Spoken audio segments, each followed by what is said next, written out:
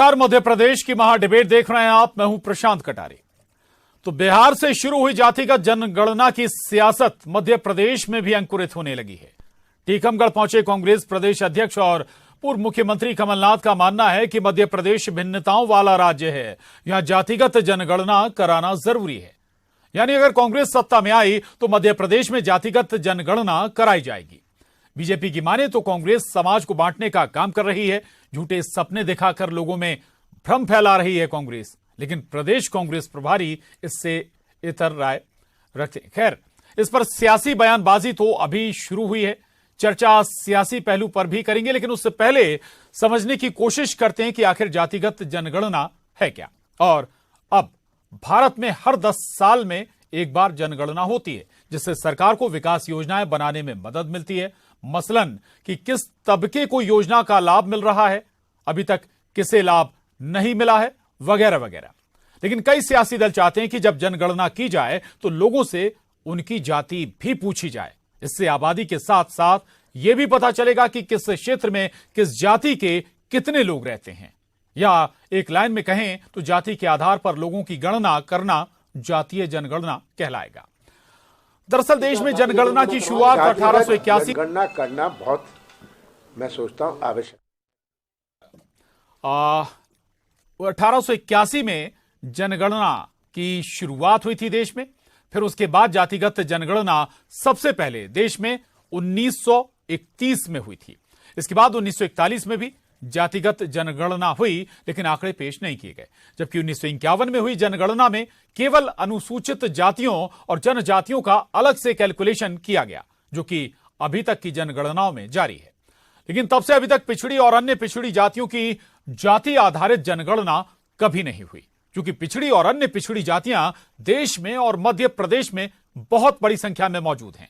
तो सियासी दल पिछड़ा और अन्य पिछड़ा वर्ग के मतदाताओं को गोलबंद करने या लुभाने ऐसी मांगे उठाते रहे हैं।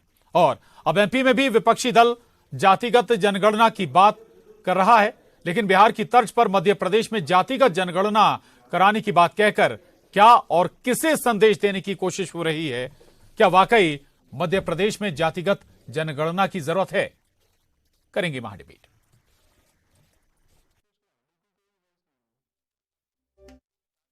जनगणना तो क्या आप जातिगत जनगणना करवाएंगे? जातिगत जनगणना करना बहुत, मैं सोचता हूं, आवश्यक है, महत्वपूर्ण है। क्यों नहीं होनी चाहिए? हम किस चीज से डर रहे हैं, किस क्या छिपा रहे हैं? ये तो फौरन फैसला करना चाहिए कि जातिगत गणना कर लें। आज हमारे प्रदेश में कितनी विभिन्नता है।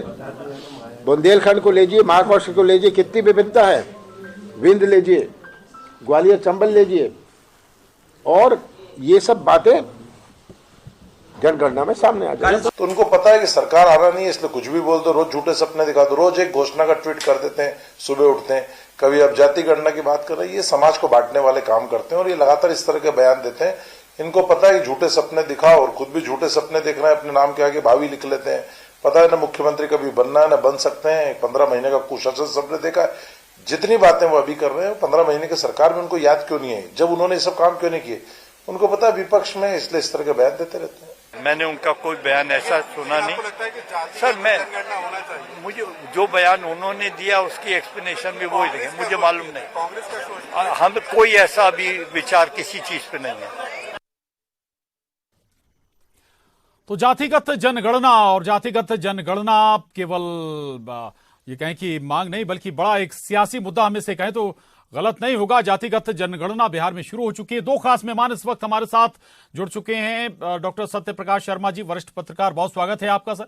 और राकेश शर्मा जी, नेता बीजेपी, आपका भी बहुत स्वागत है। और सबसे पहले सत्यप्रकाश शर्मा जी के पास जाऊंगा। सत्यप्रकाश शर्मा जी, बिहार में जातिगत जनगणना हो रही है, कई दूसरे राज्यों में इस वक्त डिमांड भी है कि भाई जातिगत जनगणना कराई जाए, लेकिन क्या वाकई मध्य प्रदेश में इसकी दरकार है, जरूरत है क्या? देखिए प्रशांत जी, बिहार और उत्तर प्रदेश ये 2 ऐसे राज्य हैं जहां से मंडल कमीशन का ओरिजिन माना जाता है।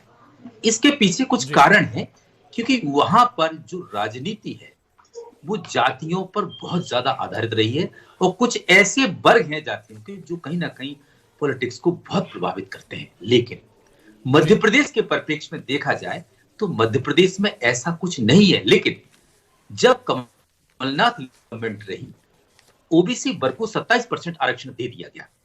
उसके बाद से कहीं ना कहीं ये चीज बड़ी चर्चा में जा गई है, क्योंकि आपने देखा होगा कि अभी शिवराज लीड गवर्नमेंट ने हाई कोर्ट में एक हलफनामा दिया जिसमें अपनी सेंसस देश में पहली बार किसी सरकार ने ओपन की थी एफिडेविट देकर, तो उसमें लगभग 55% के, हालांकि उन्होंने 51% का लगभग हवाला किया था। अब देखिए ये जो जातिगत जनगणना है, या इसको बेसिकली सोशियो इकोनॉमिक सर्वे कहते हैं, और उसके आधार पर सेंसस निकाला जाता है। तो ये फायदेमंद भी है और नुकसानदेह भी है। फायदेमंद देखा जाए तो कहीं ना कहीं अगर हम किसी समाज की को मैनेज इक्वलिटी में लाने के लिए, किसी पूरी सोसाइटी को मैनेज करने के लिए, इक्वलिटी लाने के लिए ये जरूरी है। एक चीज और भी जरूरी, जैसे मान लो ओबीसी में 2600 कुछ जातियां हैं। अगर उन जातियों में ये नहीं पता कि कौन सी जाति ओबीसी का फायदा ले रही है, कई ऐसी जातियां हैं जो बहुत ही ज्यादा अधिक उच्च स्थिति हैं, वो भी ले रही हैं। कुछ ऐसी जातियां जिनको अभी तक उसका बेनिफिट मिला ही नहीं है। एक इसकी स्टडी में भी फायदा मिलता है, लेकिन इससे एक बड़ा नुकसान है, ये कहीं ना कहीं जातीय संघर्ष की स्थिति या भेदभाव, डिस्क्रिमिनेशन अमंग द सोसाइटी, ये डेवलप करता है। इसमें ये कमी जरूर है, और ऐसी स्थिति में राजनीतिक दल जो होंगे वो राजनीति से प्रभावित होकर पॉलिटिक्स करेंगे, और जिसमें कैंडिडेट का सिलेक्शन और सरकार की जो स्थितियां हैं उसमें कास्ट को बैलेंस करना, जैसे कि आपने देखा उमा भारती बार बार कहती है कि शिवराज सिंह की गवर्नमेंट में कास्ट को बैलेंस नहीं किया गया, रीजन को बैलेंस नहीं किया गया, पर यह कहीं ना कहीं समाज के लिए खतरे होते हैं। जो लोग डेमोक्रेसी की जो परिकल्पना है उसके आधार पर हम जाति या धर्म के आधार पर लोगों को चुन के किसी डेमोक्रेटिक कंट्री में लाएं, वो एक अच्छा नहीं। यानी कि मैं कहना ये चाहता हूं इसके प्रोज भी हैं, कॉन्स भी हैं, मेरिट्स भी हैं, डिमेरिट्स भी हैं। ये सिचुएशन पर डिपेंड करेगा कि वहां की सर्कमस्टेंसेस दोनों पहलू में सत्यप्रकाश जी आप जिसका जिक्र करा, हालांकि आपने एक जिक्र किया था कि भाई जाति, कौन सी जाति लाभ ले रही नहीं ले रही, तो व्यवस्था भी सुप्रीम कोर्ट ने क्रीमी लेयर के तौर पर दी हुई है। मैं आऊंगा आपके पास दोबारा इसी सवाल के साथ। आरपी सिंह साहब हमारे साथ जुड़ गए, आपका भी बहुत स्वागत है। आरपी सिंह साहब ये बताइए ना, अचानक क्या आन पड़ी साहब, मध्य प्रदेश में जातिगत जनगणना का वादा कर रहे हैं आप, सरकार में आएंगे तो कराएंगे क्या? आरपी सिंह साहब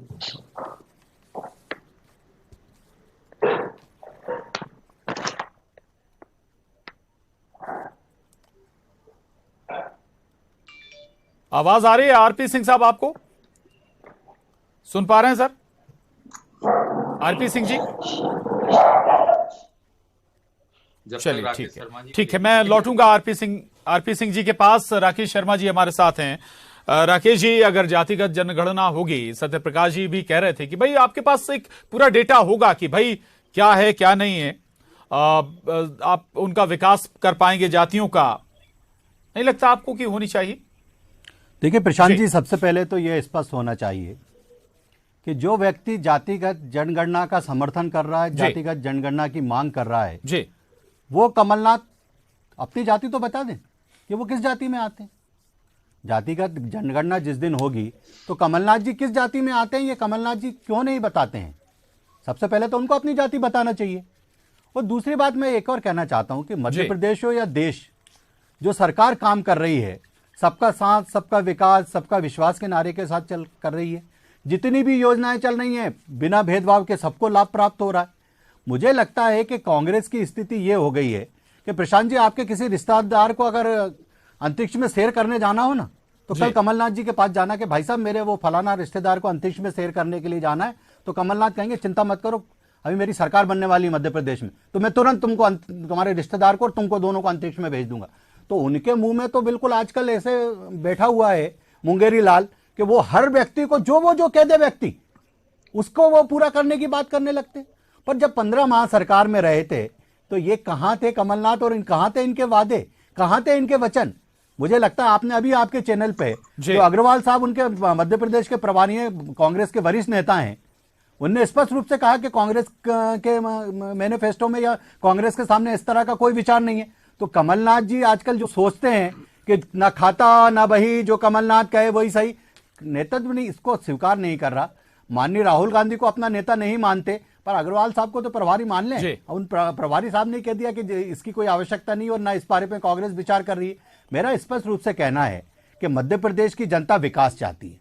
मध्य प्रदेश की जनता चाहती है कि जो सपने कांग्रेस ने 70 साल दिखाए पहले गरीबी के नाम पर कि साहब गरीबी हटाएंगे, अब वो जुमला नहीं चला तो फिर किसानों की तरफ मुड़ गए कि किसानों के हित में ये योजनाएं लाएंगे, वो योजना लाएंगे, 10 दिन में किसान का कर्ज माफ कर देंगे। अब वो नहीं चला तो फिर ओबीसी की तरफ चले गए और सपना दिखाया ओबीसी समाज को कि 27% आरक्षण देंगे और ना कोर्ट में वकील खड़ा किया और ना उसके पहलुओं को देखा कि ये हो सकता है कि नहीं हो सकता है, और वो कोर्ट में मामला अटक गया। माननीय शिवराज सिंह चौहान की सरकार ने बड़े बड़े वकीलों को कोर्ट में खड़ा किया और आज ओबीसी समाज को अधिकार दिलाया। तो ये जो घोषणाएं करते हैं उस पर दूसरे दिन पूछो आप कि कल आपने ये बोला था, तो पूछेंगे कब बोला मैंने। तो ऐसे व्यक्ति जो ट्विटर पे जिंदा रहते हैं और जो सपनों का पिटारा लेके 24 घंटे घूमते रहते हैं, और इनके जो मुंगेरी लाल के जो चंगू मंगू हैं वो दिन भर इनको सपनों की दुनिया में विचरण कराते रहते हैं कि बस भाई साहब अब 2 दिन में मुख्यमंत्री बनने वाले हैं, तो वो कह देते हैं अरे कर्मचारियों होशियार हो जाओ, तुम्हारा नाम लिख रहा हूं मैं, अब देख लूंगा तुम्हें। तो इस तरह की धमकियां दे रहे हैं। कहीं से लगता है कि कमलनाथ जैसा व्यक्ति नहीं, हालांकि आपने पूरी बातचीत में ये नहीं बताया कि जातिगत जनगणना पर स्टैंड क्या है आपका। देखिए मेरा स्पष्ट रूप से कहना है और हमारी पार्टी की भी ये विचार है कि जो लोग हैं उनकी जो काम है, उनको जो जरूरत है, जो सरकार की योजनाएं हैं, हर व्यक्ति के घर दरवाजे तक पहुंचे। और जनगणना करने का काम कोई किसी सरकार का नहीं होता, इसके लिए एक एजेंसी पूरी बनी हुई है, राष्ट्रीय स्तर पे इस पे निर्णय होते हैं और इस हिसाब से काम होते हैं। अब ये तो अपने फायदे के लिए कुछ भी बोलना है। मैंने कहा ना, किसी रिश्तेदार को अंतरिक्ष में जाना हो तो कल कमलनाथ से संपर्क कर लेना, सरकार बनते ही वो एक एजेंसी खोलेंगे जो मध्य प्रदेश के लोगों को अंतरिक्ष में ले जाएगी। जी ठीक है। आरपी सिंह साहब जुड़े हुए हैं क्या? आरपी सिंह साहब शायद संपर्क नहीं हो पा रहा है। आरपी सिंह साहब से हम दोबारा जुड़ने की कोशिश करेंगे। सत्यप्रकाश जी हमारे साथ लगातार बने हुए हैं। सत्यप्रकाश जी, मतलब ये हम एक सियासी तीर कहें जो टीकमगढ़ से पीसीसी चीफ कमलनाथ ने छोड़ा है, संदेश देने की कोशिश है एक बड़े वर्ग को। प्रशांत जी, बहुत अच्छा सवाल किया आपने। मैं समझ रहा था कि आप इस पॉइंट पर आएंगे। आपको मेरी आवाज आ रही है? जी जी बिल्कुल जी, आपने बिल्कुल, मैं समझ रहा था आप इस पॉइंट पर आएंगे। देखिए, मैं आपसे बार बार कह रहा हूं, जहां उन्होंने घोषणा की वो टीकमगढ़ रीजन बुंदेलखंड का पार्ट है। देखिए, जो विंध्य प्रदेश है या रेवांचल जिसको कहते हैं, बुंदेलखंड है, ग्वालियर चंबल संभाग है, ये जो पूरा बेल्ट है जो यूपी से लगा हुआ है, यहां पर जातिगत राजनीति बहुत होती है। और यहां जो पॉलिटिकल पार्टीज हैं वो भी ये प्रयास करती हैं किसी भी तरीके से जाति समीकरण को संतुलित किया जाए। 2018 में कांग्रेस को ग्वालियर चंबल संभाग में बड़ी बढ़त मिली और कहीं ना कहीं इसका बड़ा कारण जाति ही रहा, क्योंकि कुछ शिवराज सिंह चौहान का एक बयान और वहां पर अप्रैल 2, 2018 को एक बड़ा संघर्ष जिसमें एक जाति विशेष एससी वर्ग के 8 लोगों की मौत, ये 2 एक बड़े कारण थे जिसके कारण यह जाति संघर्ष पैदा हो गया। यानी कि जो भेदभाव जाति का हुआ उसका परिणाम क्या देखने मिला कि 2018 के इलेक्शंस में ये साफ साफ दिखा कि यहां पर जाति ने क्या प्रभाव दिखाया। और हालांकि ये तीनों रीजन पहले से जातिगत राजनीति के क्षेत्र माने जाते हैं। अब कमलनाथ जी ने ये स्टेप लिया ही इसलिए कि ओबीसी एक बड़ा पॉपुलेशन है, नियर अबाउट 55% पॉपुलेशन ओबीसी की है अपने देश में। 2011 में जैसे आपने जिक्र किया कि सेंसस में एससी और एसटी को तो ले ही लिया गया था, लेकिन अब बात आती है ओबीसी की। जिस सच्चा जो झगड़ा है वो ओबीसी पर ही है, क्योंकि वो एक चीज और कहते हैं कि 27% आरक्षण हमने किया, हालांकि उन्होंने वो ध्यान नहीं दिया कि ये मैटर लीगल कॉम्प्लिकेशन में फंस जाएगा। इंदिरा साहनी वाले मैटर में 50% से आगे रिजर्वेशन दे नहीं जा सकता। जब पहले अगर उसको सॉल्व नहीं किया, आपने आरक्षण देके कहीं ना कहीं युवाओं की स्थिति को डमाडोल कर दिया और उसको बदस्तूर भाजपा की गवर्नमेंट भी आगे ले जा रही है। बातें सब कुछ है, हल कुछ नहीं है। अब आप देखिए कि इन्होंने जो स्टेप लिया है उस स्टेप के कारण ये बड़ा प्रयास है कि ओबीसी वर्ग के वोटर्स को आकर्षित किया जाए, क्योंकि कई ओबीसी ऐसे हैं जो बड़ा फायदा ले रहे हैं। कुछ कास्ट ऐसी भी हैं जो ओबीसी में तो आती है 2633 में, लेकिन उनको कभी उस वर्ग का फायदा नहीं मिला। ये उनके लिए बेनिफिशियल होगा। लेकिन मैं बार बार कह रहा हूं, मध्य प्रदेश की राजनीति में अभी ओबीसी वर्ग की जितनी जातियां हैं उनमें कहीं कोई बेमनुष्यता या पूरे प्रदेश के अंदर ऐसा देखने को कम मिलता है। अगर ये सब हुआ तो मध्य प्रदेश में ये फिजिबल मेरे ख्याल से दिखता नहीं है। हालांकि कुछ लोगों को फायदा उसमें जाएगा, लेकिन कुछ नुकसान भी बढ़ेंगे जो कहीं ना कहीं कम्युनिटी डिस्क्रिमिनेशन को जन्म देगा। लेकिन इसका पॉलिटिकल गेन मिलने की बड़ी संभावना है। इसलिए ही कहीं ना कहीं कमलनाथ ने एक बड़ा स्टेप 2023 के इलेक्शंस को दिमाग में रखकर लिया है। बिल्कुल, बहुत महत्वपूर्ण बात आपने कही। मैं आऊंगा सर आपके पास, और ये जो फॉर्मूला, हम बिहार का फॉर्मूला जिक्र करें, पिछड़ा, अति पिछड़ा और दलित और अति दलित वाले, उस पर भी मैं आऊंगा।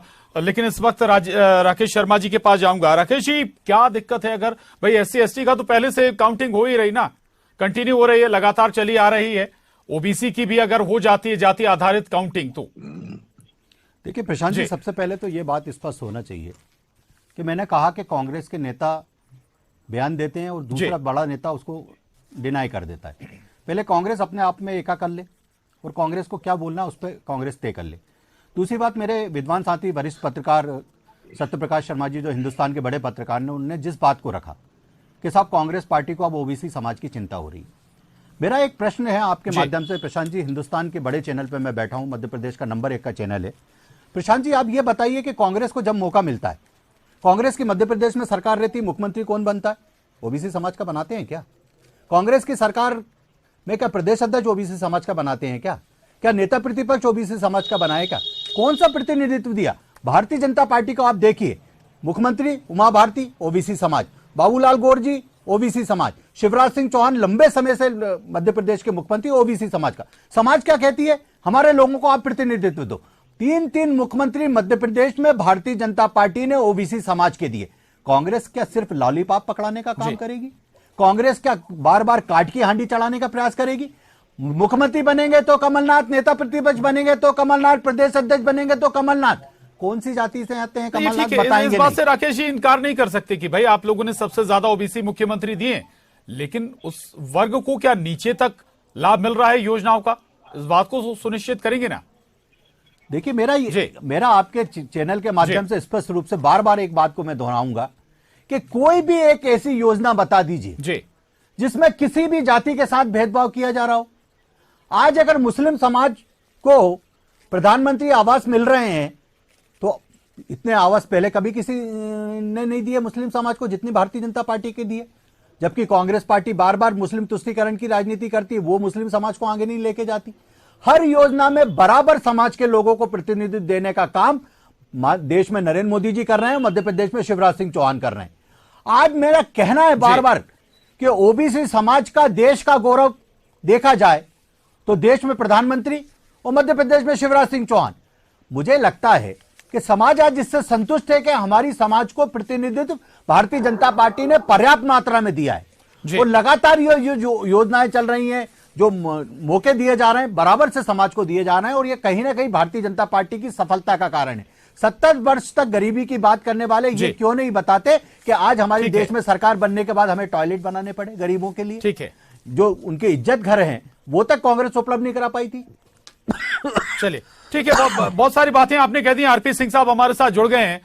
आरपी सिंह साहब, अगर आवाज आप तक पहुंच रही तो दो बातें। एक तो भाई कि ऐसी क्या जरूरत आन पड़ी, अब आप जातिगत जनगणना का जिक्र कर रहे हैं मध्य प्रदेश में। दूसरा ये कि आप लोगों में क्या एक मत नहीं है क्या? जेपी अग्रवाल साहब प्रभारी मध्य प्रदेश के, वो कह रहे हैं कि भाई हमारा ऐसा कोई विचार नहीं है। पीसीसी अध्यक्ष पूर्व मुख्यमंत्री कह रहे हैं कि भाई जातिगत जनगणना होनी चाहिए, यानी कि अगर सरकार में आते हैं तो आप कराएंगे। ये कॉन्फ्लिक्ट क्यों है? नहीं, कोई किसी प्रकार का कॉन्फ्लिक्ट नहीं है और पार्टी लाइन बिल्कुल स्पष्ट है और आज से स्पष्ट नहीं है। 2011 में यदि आप देखेंगे कि मनमोहन सिंह जी के समय में भी इस जातिगत जनगणना को लेके कि सोशियो इकोनॉमिक रिफॉर्म्स किस प्रकार से होंगे, तो 2011 में ही मान के चलिए यूपीए के समय से जो कास्ट सेंसस है या जातिगत जनगणना है उसके कांग्रेस हमेशा से पक्षधर रही है। किन्हीं कारणों से वो नहीं हो पाया अप्रूव, एक अलग विषय है।